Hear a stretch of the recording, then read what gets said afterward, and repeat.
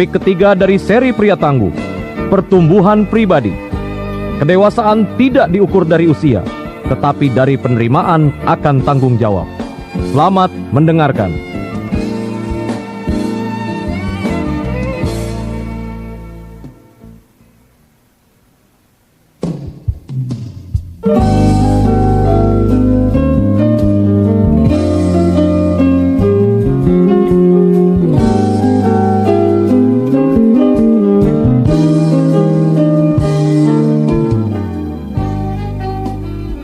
Saudara, hari ini kita akan belajar bagaimana menjadi pria yang tangguh melalui pertumbuhan.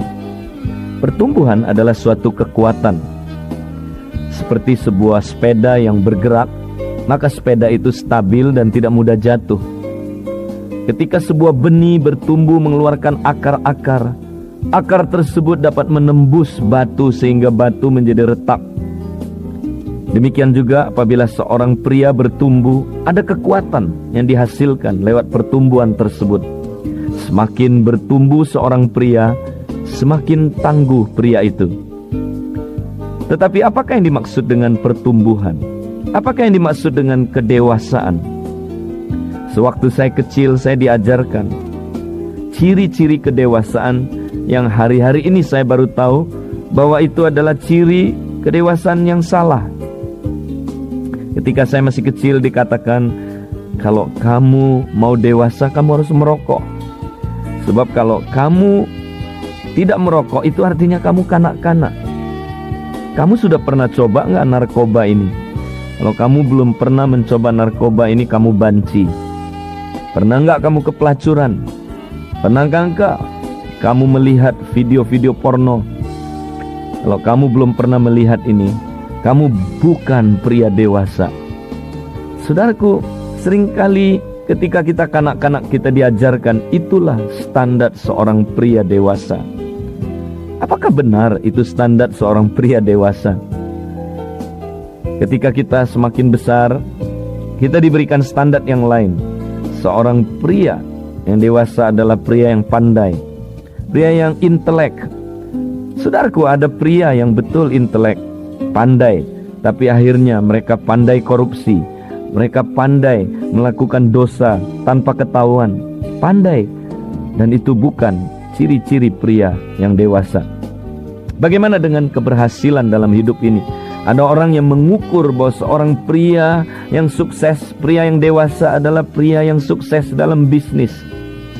Banyak pria sukses dalam bisnis, tetapi di dalam keluarganya hancur. Dan mereka cerai, dan anak-anaknya menjadi hancur. Saudaraku, apakah ukuran kedewasaan seorang pria? Ternyata kedewasaan tidak diukur oleh usia, tetapi oleh penerimaan akan tanggung jawab. Ada pria yang usianya sudah 60, saudara, tetapi mentalnya masih 16. Ada pria yang usianya baru 16 tahun, tapi mereka bertanggung jawab. Pria yang masih muda ini lebih dewasa daripada pria berusia 60 tahun itu. Kalau begitu, bagaimanakah kita belajar bertumbuh dalam tanggung jawab? Tanggung jawab apakah yang harus kita miliki? Mari kita lihat di dalam firman Allah. Di dalam Kejadian diceritakan tentang bagaimana Kain dan Habel. Saudara, ketika Kain satu kali dia begitu benci kepada adiknya Habel, dia membunuh Habel.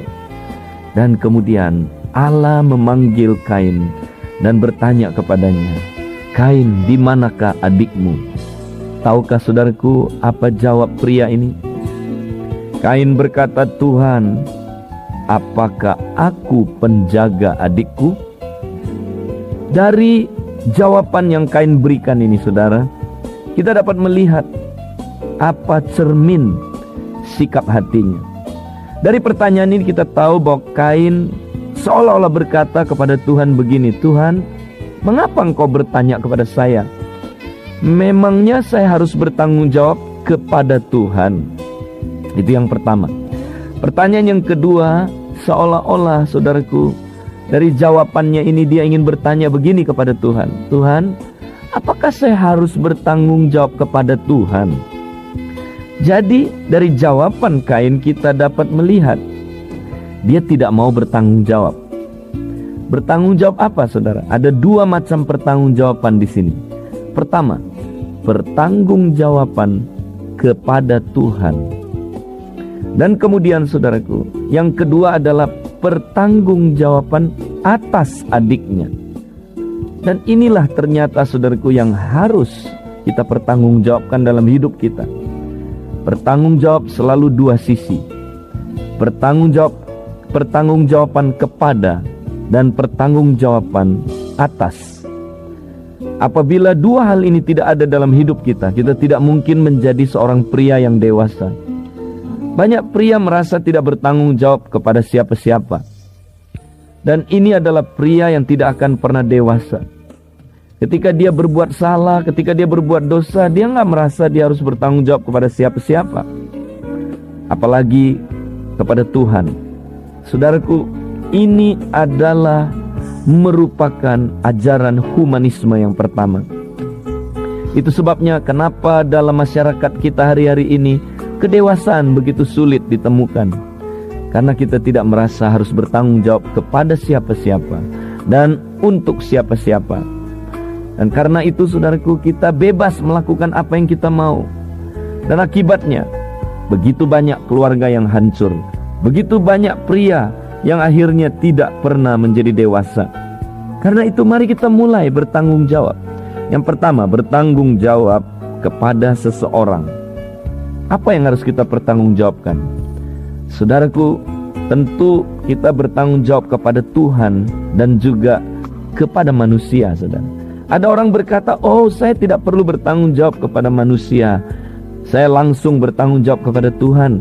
Itu salah, saudara. Alkitab bilang begini, kalau engkau tidak bisa mengasihi yang terlihat, yang kelihatan, kau tidak bisa mengasihi yang tidak kelihatan. Kalau engkau tidak bertanggung jawab kepada manusia yang kelihatan, apalagi yang tidak kelihatan, tidak mungkin, saudaraku. Jadi cara bertumbuh yang pertama dalam tanggung jawab adalah mari kita pertanggungjawabkan hidup kita kepada orang lain. Orang lain berhak bertanya bagaimana dengan kehidupan kita, saudaraku. Tuhan apalagi dia berhak bertanya bagaimana dengan hidup kita. Saudaraku, tanggung jawab pertama yang seorang pria harus lakukan adalah tanggung jawab untuk dosanya sendiri, saudara. Kita lihat Kain tidak mau bertanggung jawab untuk dosanya sendiri. Dia mulai menyalahkan yang lain. Bahkan dia menyalahkan Tuhan. Ketika Tuhan kutuk dia, dia berkata, Tuhan terlalu berat kutukan ini. Dia tidak mau bertanggung jawab untuk dosanya sendiri. Saudaraku, seorang pria yang tidak mau bertanggung jawab untuk dosanya, akibatnya apa, saudara? Begitu mengerikan. Sebab apabila seorang pria berdosa, akibatnya lebih parah daripada seorang wanita berbuat dosa. Mari kita lihat Adam dan Hawa, saudara. Ketika Hawa jatuh dalam dosa, konsekuensinya dia hanya mengalami sakit bersalin. Dan sakit bersalin itu tidak selama-lamanya, saudara. Paling-paling seorang wanita sakit bersalin 10 itu udah hebat, saudaraku. Dan mungkin tidak tiap tahun. Kalau tiap tahun, waduh, apakah itu kayak kelinci, saudaraku, beranaknya begitu banyak.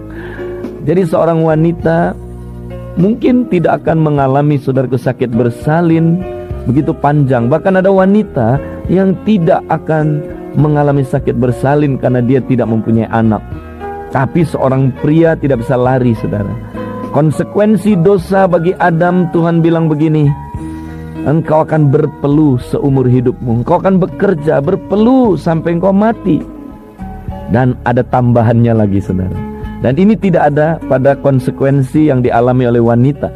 Kepada pria Tuhan bilang begini, terkutuklah tanah itu karena engkau. Saudaraku, apabila wanita berbuat dosa, hanya dia yang memikul konsekuensinya. Tapi ketika pria berbuat dosa, bukan hanya dia yang memikul konsekuensinya, tapi bumi ikut mengalami, saudaraku, konsekuensinya. Orang lain ikut mengalami konsekuensinya. Kita lihat, karena satu pria berbuat dosa, berapa banyak orang jadi korban. Seorang pria bernama Hitler, yang, saudaraku, begitu kejam, maka 6 juta orang Yahudi hancur hidupnya. Karena ada seorang Yahudi yang ayahnya munafik dan tidak mengerti bagaimana mendidik anaknya dengan baik. Maka anaknya membenci agama dan dia akhirnya mendirikan sebuah prinsip yang menguasai hampir separuh dari dunia ini, Karl Marx. Saudaraku, seorang pria yang bernama Marcos, karena satu orang maka seluruh rakyatnya menderita. Saudara, seorang pria perlu bertobat dan mengakui dan bertanggung jawab untuk dosanya. Memang kita tidak bisa menghapus dosa kita dengan berbuat baik, tetapi maukah kita bertanggung jawab untuk mengakuinya, meninggalkan dosa itu, saudara? Seorang pria kadang-kadang sukar mengaku kesalahannya, sukar menyadari kesalahannya. Dalam sebuah makan pagi ada seorang anak, ketika dia mengambil roti bakar, tangannya kena susu, artinya gelas susu tumpah, dan bapaknya tempeleng anaknya. Anaknya nangis masuk kamar. Besoknya, saudaraku, kejadian yang hampir sama. Bapaknya yang ambil susu, saudara, ambil roti maksud saya.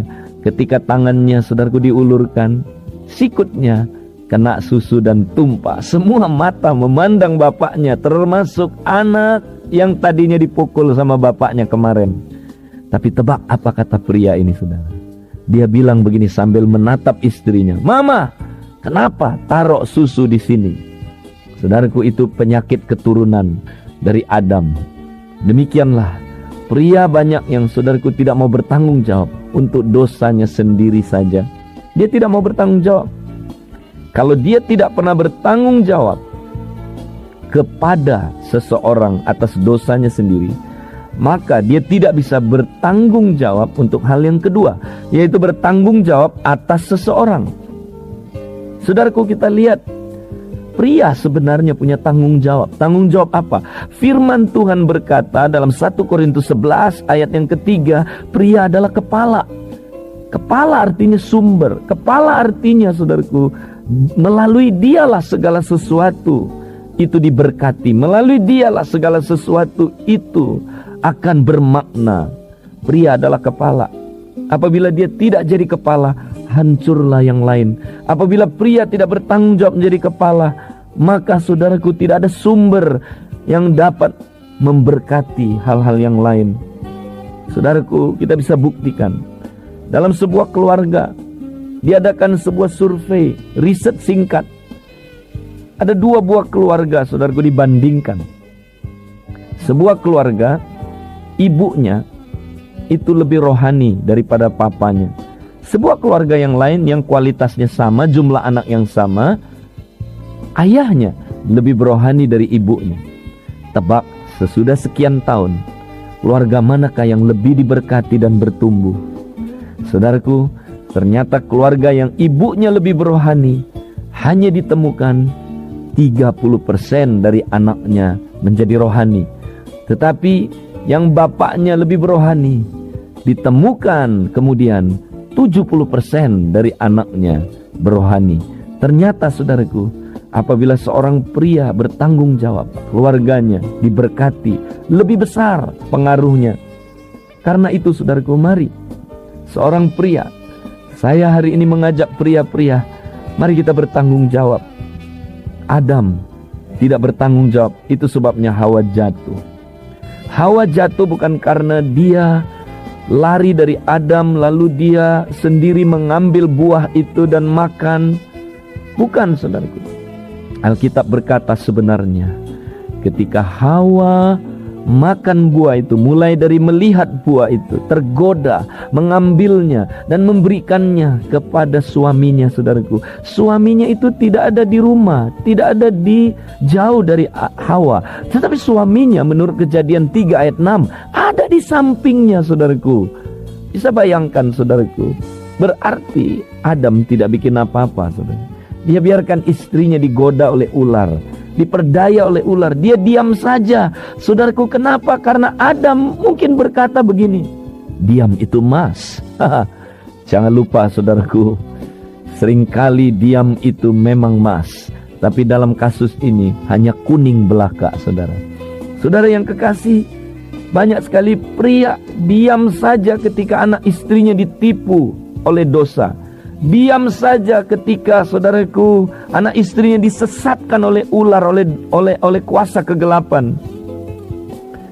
Saudaraku, dosa pria bukan apa yang dia lakukan, saudaraku, tetapi apa yang dia tidak lakukan. Apakah saudara sudah melakukan? Tanggung jawab saudara.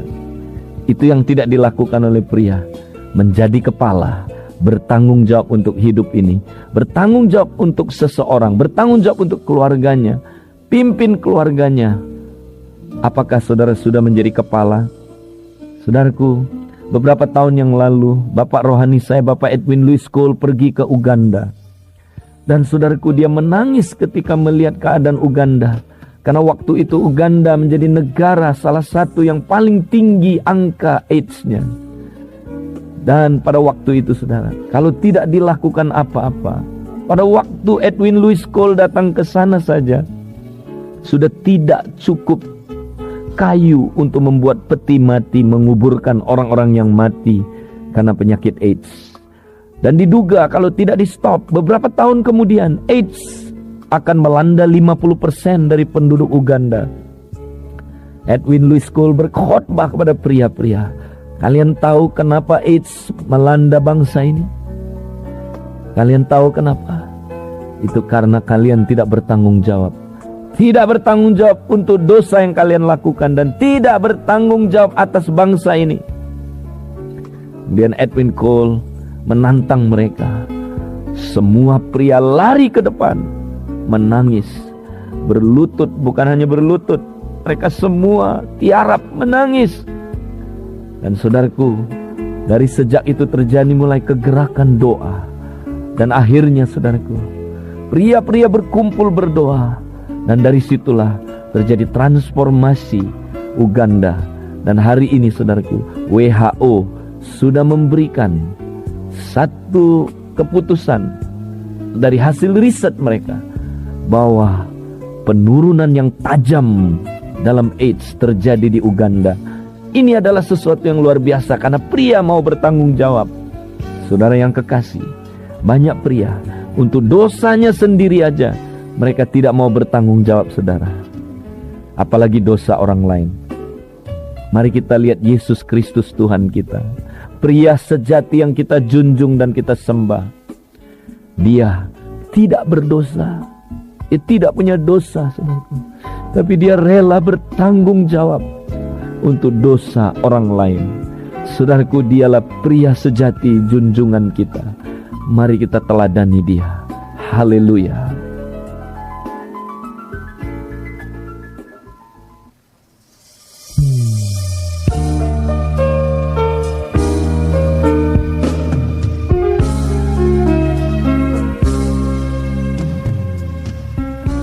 Berikut ini adalah kesaksian dari peserta pemuridan pria yang begitu diberkati lewat topik yang baru saja kita dengar bersama-sama.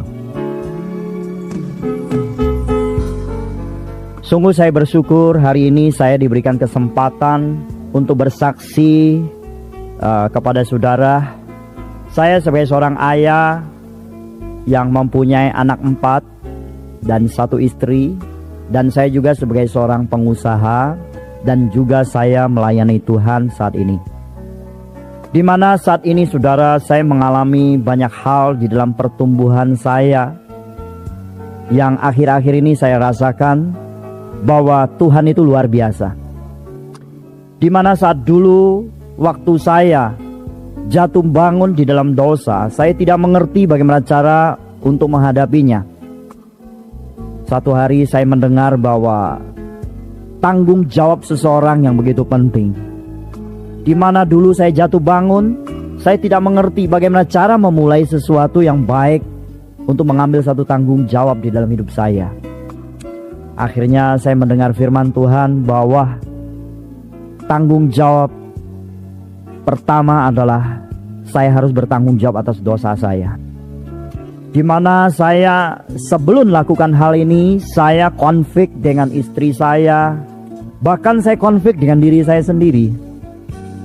Setelah saya mengerti bahwa saya adalah orang berdosa, saya harus mengambil satu tanggung jawab di hadapan Allah. Saya mengakuinya di hadapan Allah. Tidak cukup sampai berhenti di sana, tetapi saya juga mengakui kesalahan saya atas dosa-dosa saya yang beberapa tahun yang lalu saya lakukan kepada istri saya maupun anak-anak saya. Contohnya beberapa hal yang dimana dulu saya menyakiti istri saya. Waktu itu saya sebagai seorang pecandu alkohol, ya, dan juga sebagai seorang pejudi, ya. Akhirnya setelah saya mendengar firman Tuhan dan saya dipulihkan dan saya kembali kepada istri saya untuk meminta maaf kepada dia, sehingga saat saya mengakui kesalahan saya di depan istri saya dan juga anak saya melihat sesuatu yang Tuhan berikan, di mana rumah tangga saya boleh dipulihkan oleh Tuhan, di mana istri saya dapat menerima saya, kesalahan saya, dan anak-anak saya juga dapat menerima kesalahan saya. Mulai hari itu saya mengambil tanggung jawab, di mana tanggung jawab atas dosa saya setelah saya selesaikan. Di saat itu saya rasakan satu pertumbuhan rohani yang luar biasa. Mulai saya melangkah mengambil tanggung jawab di mana yang Tuhan percayakan, yaitu di dalam pelayanan. Saya juga mulai merasakan satu terobosan yang begitu luar biasa. Dan juga di dalam bidang bisnis yang Tuhan percayakan kepada saya juga mengalami terobosan saat saya mengambil tanggung jawab itu, saudara. Hari ini saya bersuka cita, di mana begitu penting seorang pria sebagai seorang ayah untuk mengambil tanggung jawab supaya kita boleh terus bertumbuh. Ternyata saudara, di mana kedewasaan itu bukanlah diukur dari umur, tetapi kedewasaan itu di mana kita mengambil tanggung jawab. Saudara, hari ini saya baru mengerti bahwa kedewasaan itu bukan dari usia kita terus bertambah, tetapi dari seberapa besar kita mengambil satu tanggung jawab di dalam rumah tangga kita, di dalam pelayanan kita, di dalam bisnis kita. Disitulah hidup kita sebagai seorang pria boleh maksimal.